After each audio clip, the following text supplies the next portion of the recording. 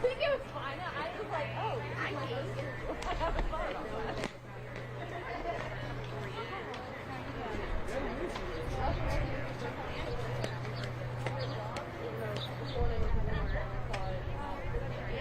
Hey man, how you doing?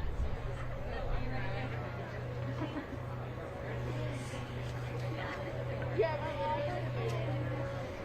okay. You can take a sign. Trying to get out of it. Like, yeah, but like, okay. We'll be out here soon. Ah! I only hit the bottom stair.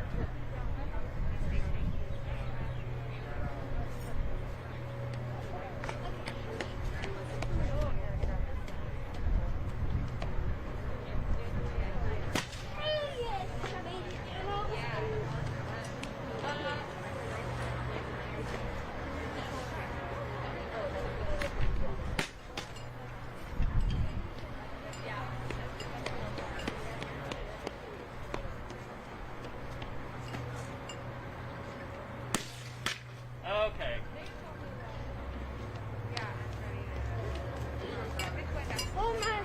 Let's roll it, not throw it. Try stick to those stairs, okay? Roll it or not.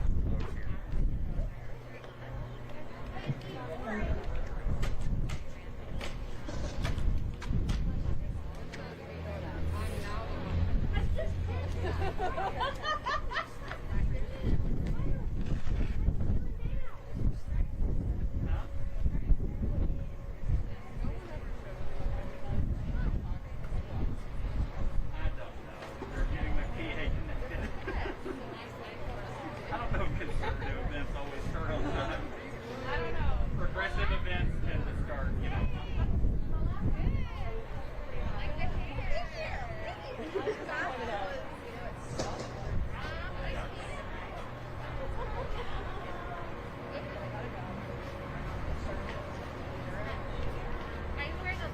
Oh, no. Rory.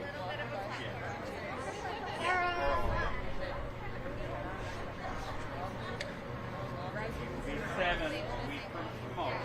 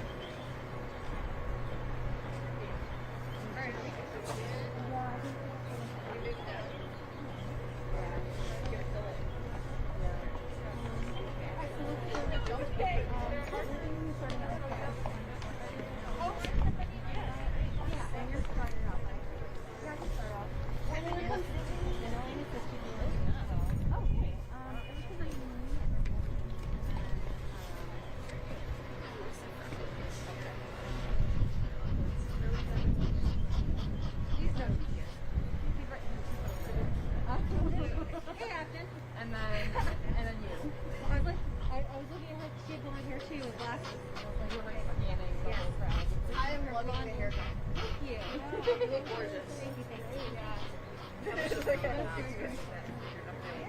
Yeah. Okay, so Athens third on deck. No, yeah, and then you or whoever. How about we'll do Elena and then me? I can bring up the rear and then we'll do that. Yeah. Because by that time I can cover. They can go in.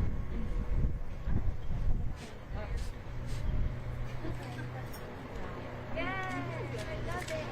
Oh, sweet. Do I need to like make a border? Like when I do like hearts and stars. All the things. Right. Before you Yeah. Seriously, I'd be dead. Yeah. I feel that like the worse you get that. It would have been me or Yeah. And that. that's terrible for everyone. Yeah.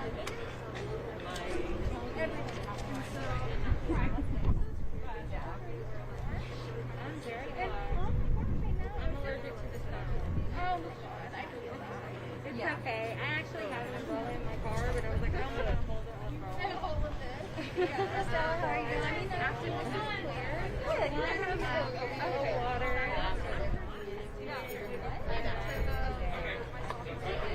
Oh my god. Sophomore year.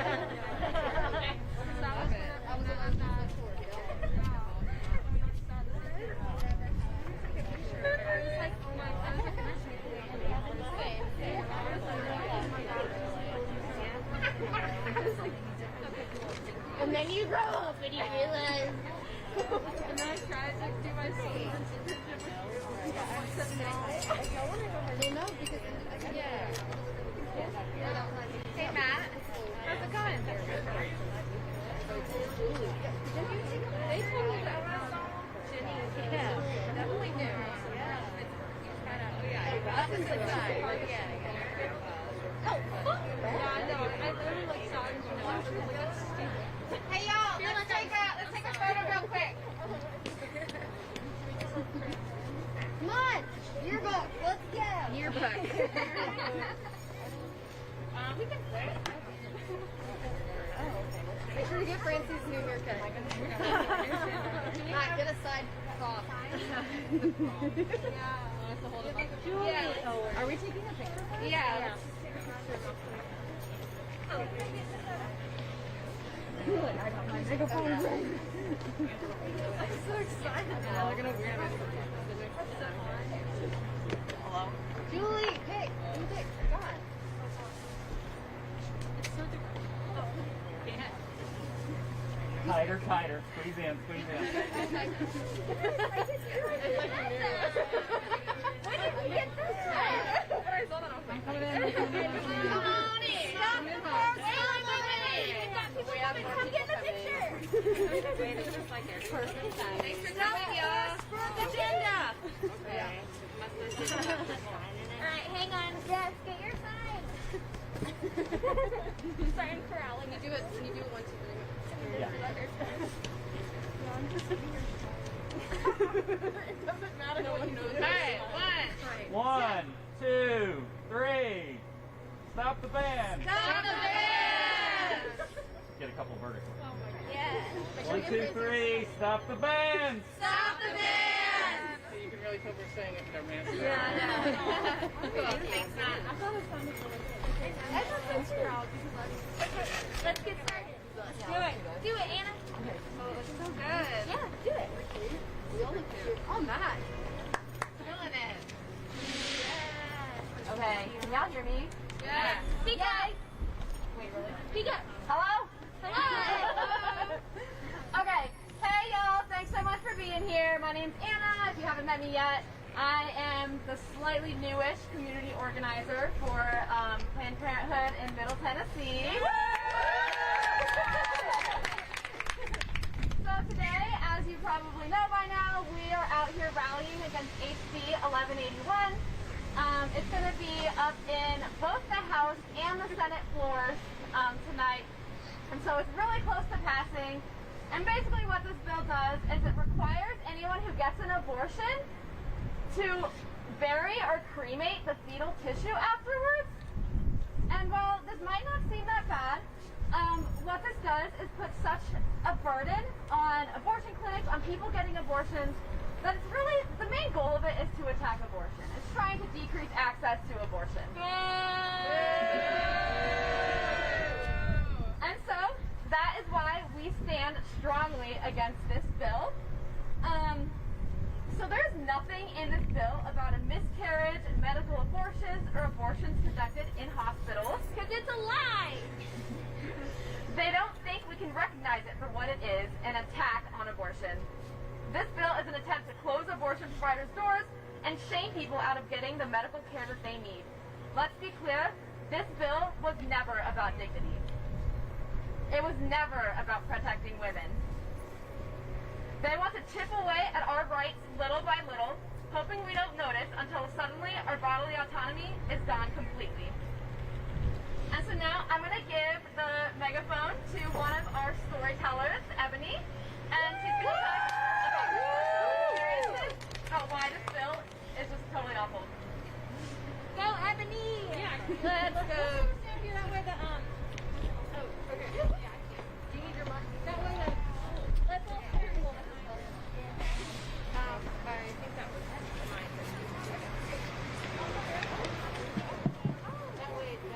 Oh, okay, we're moving.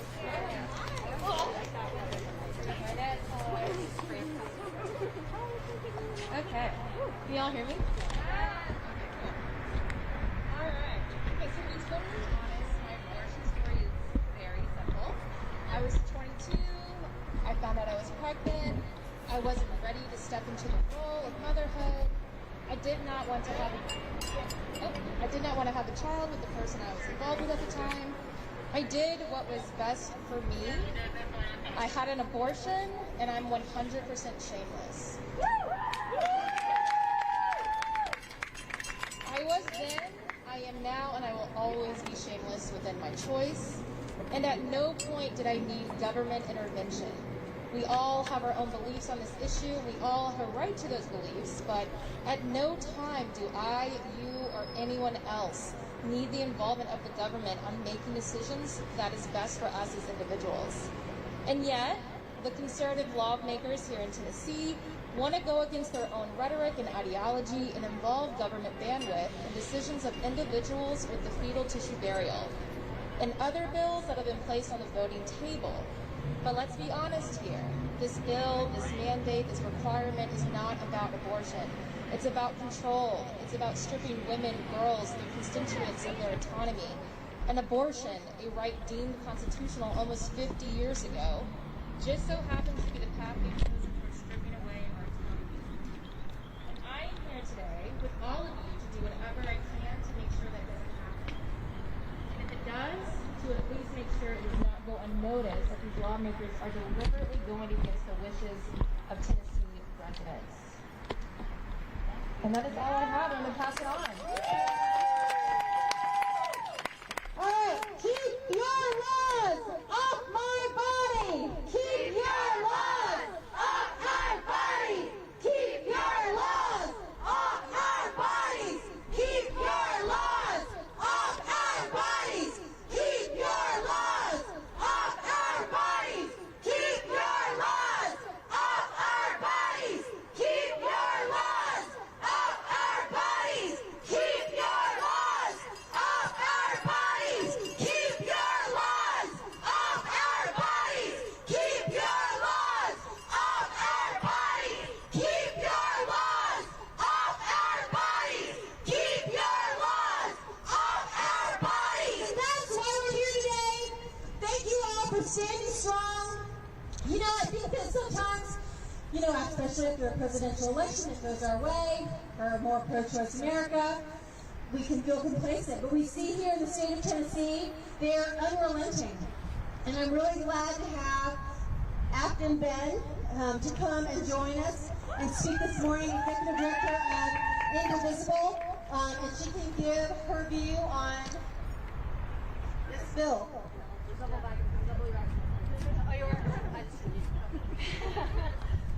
So when I started organizing in Tennessee, I'll never forget, I logged on to Facebook and I saw a story about a girl my age named Whitney Brown. And Whitney Brown was a young woman who was pregnant, and because she lived in rural McMinnville, had complications with her pregnancy, didn't have a hospital close by, and she died on the way in the ambulance on her way to the Chattanooga hospital. And that was 2016. I think back to that moment, and we are dealing with multiple crises in the state of Tennessee. We are 8th in the country for medical debt. We have the #1 rate of rural hospital closures in the country. We have a maternal mortality crisis that is unparalleled to none. And yet, this is what they're preoccupied with. They're not preoccupied with making lives better of Tennesseans, to making sure that we have functional hospitals for our rural young women. Instead, they want to make things harder and more difficult for all of us. So my ask to them is that they prioritize in making healthcare a priority for Tennesseans, expanding coverage through Medicaid expansion, making sure that women have access to reproductive health in their communities instead of with these bullshit legislation bills. Thank you. Thank you so much. Thank you, Ashton. And next up, I want to invite Elaine Anderson. She's been an amazing public policy intern with Planned Parenthood this spring, giving her 100% plus to the work, and she's got some words to share.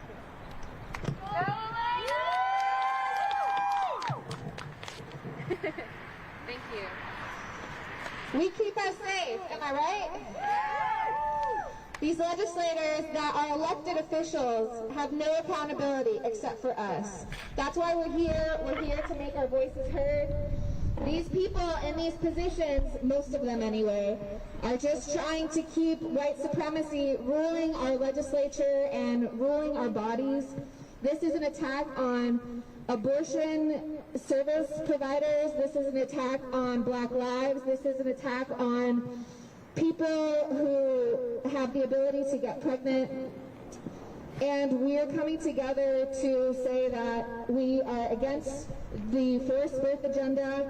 I'm a musician and activist in Tennessee who had no choice but to get involved with Planned Parenthood to stand up against all of these bills, because Planned Parenthood does so much more than provide abortion care services. They provide sanctuary for people who have nowhere to turn when it comes to reproductive rights. And I'm so glad to be standing here with all of you for repro rights and just against this forced birth agenda. I definitely learned a lot in this legislative session. It's been one of the worst that Tennessee has seen in a long time. And they're obviously on some sort of power trip because they're afraid of the power of the people. And so I'm so glad that we're here together, and I'm going to pass the mic over to Anna, I think, or Francie, and we'll do some chants. And thank y'all so much for being here today. Thank you all so much. So this is what we have planned today. I'm going to speak for a little bit. I want to open the mic because, we believe that the experts are the very people that experience the issues. That's like a basic community organizing kind of philosophy. So the folks here that are making decisions on our own behalf aren't the experts. We're the experts because we have that experience. And so I want to make sure that we hand the mic over to the experts, people who have experience related to bodily autonomy, reproductive freedom, reproductive justice, sexual freedom, to share those thoughts.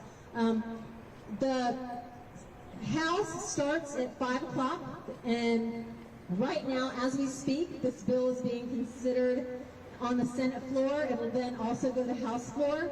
So right now, since it's 4:30, if some of you wanted to go with Anna Flores community organizer. You can follow her around. A small group can go there, and you can greet the representatives as they go into the House chambers that start at 5. So between 4:30 and 5, you can stand outside the Senate chambers. For those of you who feel comfortable going inside, you're welcome to do that. For the rest of you, hang out outside for the open mic speak out portion of the event. And then after that, we'll close up, and the rest of us can actually go into the chamber, and we can actually watch them during the votes. That's what we have in store. You know, I wanted to share with you my thoughts. You know, as I mentioned earlier, you know, I think that during the Trump years, we were so running around with our hair on fire because we were being attacked from all sides. And for some folks, we thought, oh, well, with the new president, we'd have some respite. And to some degree, that is true, but not across the board, and certainly not here in Tennessee, where we have such extremist politicians that are hell-bent in controlling our bodies, that they will stop at nothing.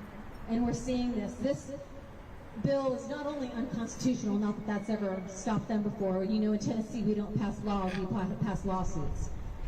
But this bill is so offensive because it requires our patients, any patient who is obtaining an abortion, to either bury or cremate their fetal remains.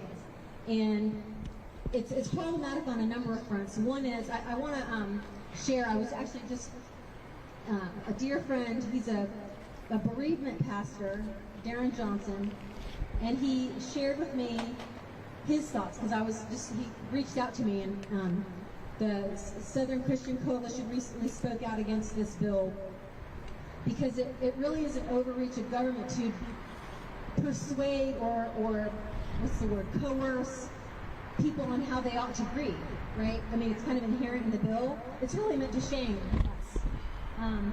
And he wrote, and this is as a job, he works in hospice, he said, the mandating of a process, you know, a ritual process, if you will, for a personal matter that will almost invariably carry with it a sense of loss, of transition, of grief, is simply abhorrent.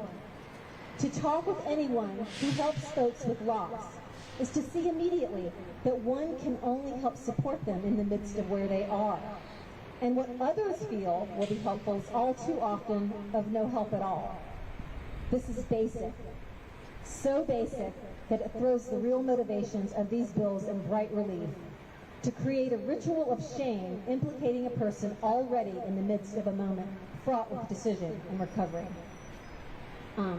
So it's appalling that they would take this measure. It's you know, at a principled level offensive, because it's judging and assuming what another person needs versus like allowing those of us who have lived the problems to know exactly what we need. Now, and I talk to you as an expert, and I don't say that as a Planned Parenthood person. I say that as an expert who has had the full range of reproductive experiences. I myself, I'm adopted by my dad, so I've had adoption in my reproductive history. I've had 2 children. I've had an abortion. I've had a miscarriage. So I understand like many angles of this bill and what it means, and it hurts my heart to think that there are people out there that are making decisions to obtain an abortion, and then we have government coercion coming in to make them feel at blame or at fault or somehow wrong. And it is our strong view that no matter how one feels about abortion, I mean, we're not here to tell people how they should morally feel or act, but what we do say is that any decision around a pregnancy, whether it's an adoption, carrying to term, terminating that pregnancy, all of those choices need to be left up to that person who's pregnant, their family, their doctor, and their God. It's up to them. It's a very personal matter. It is not a governmental matter. And that is at the heart of all of the issues that we fight for. And that's why we're here. So, again, I want to invite anyone who wants to speak and share your experience. I think it's important for people to where we heard people in the committee, some of these legislators talk about that we're in a cultural war. And I don't know if we're so much in a cultural war as that we're in a battle for the heart of America to be more compassionate and empathetic with one another. That's what I mean. I don't really find the warfare analogy helpful. I think I like the garden analogy. We use that a lot. Let's plant the seeds, let's grow, let's help each other reach our fullest potential. And so I think that allowing families to determine the timing and the spacing of their children is critical, not only to that family's well-being, but for our economy, our communities, and that sort of thing. So I want to invite you all to come up. Before I do that, maybe we could do one more chant. How about our bodies, our lives, our right to decide. Ready?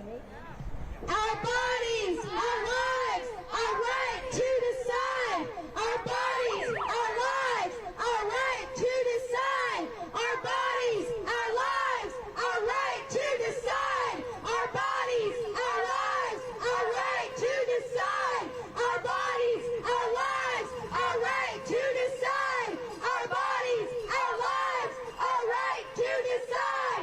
Our bodies, our lives, our right to decide. Our bodies, our lives, our right to decide. Our bodies, our lives, our right to decide. Our bodies, our lives, our right to decide. Our bodies, Our lives, our right to decide. Thank you. Woo! Okay, I want to invite anyone that would like to share to please do. I would like to invite at least maybe 4 of you to join Anna as she goes into the Capitol to reach our legislators going into the House chambers. Make sure you give them a hearty hello on behalf of those who care about bodily autonomy. And if anybody wants to, We just can't bring big size. Is this too big? Yeah, that's big. It has to be like the size of a piece of paper. But y'all can take this is not relevant. This is not relevant. Do you have to show ID to get in? I don't think so. I'll find out. I'll listen my car. I'll use it. Are y'all going to be on the couch? That's yours. Just like on the couch. I would have like forgotten until the house. Oh, I'm so sorry. Okay, yeah, just like everybody just pass some these around. So